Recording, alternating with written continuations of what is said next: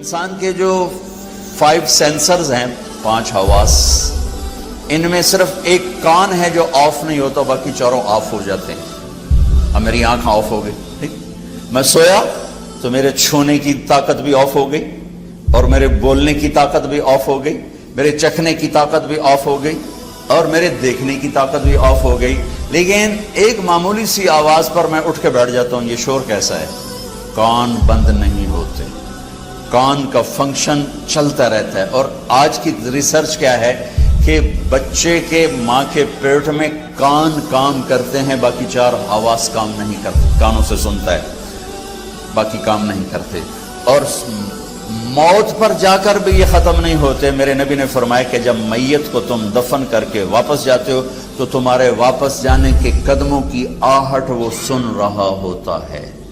ترکی میں اصحاب کہف، توس ایک جگہ ہے، توس، ترسوس، وہاں ترکی میں، توس ایران میں ہے۔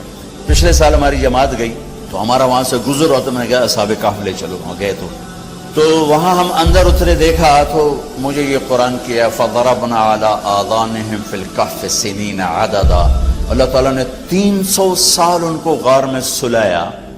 اور آپ آیت پہ غور فرمائیں، ہم نے ان کے کانوں پر پردہ ڈال دیا، حالانکہ کہنا تھا آنکھوں پہ، نیند تو آنکھوں پہ آتی ہے تو آنکھوں پہ پردہ ڈال دیا، اللہ کہ ہم نے ان کے کانوں پہ پردہ ڈال دیا۔ کہ قربان جو اللہ تو اللہ ہی ہے، تو سبحان اللہ، اللہ نے کہا ہم نے ان کے کانوں پہ پردہ ڈال دیا تاکہ کسی آواز سے وہ بیدار نہ ہو، اور ان کو 300 سال سلایا۔ 300 سال کوئی سو سکتا؟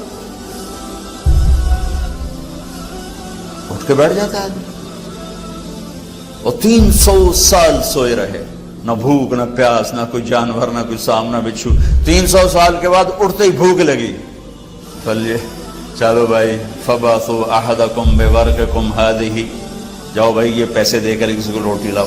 تو میں یہ قرآن سے مثالیں دے کر یاد سے عرض کر رہا تھا کہ ہمارا علم تو تجرباتی ہے، اور اللہ کا علم محکم، تمت کلمۃ ربک صدقا وعدلا۔ آج کا مسلمان قرآن کے خلاف لاجک مانگتا ہے، اللہ نے یہ کیوں کہہ دیا، اللہ نے یہ کیوں کہہ دیا، اپنی حیثیت ہی نہیں جانتا کس کو کہہ رہا ہے۔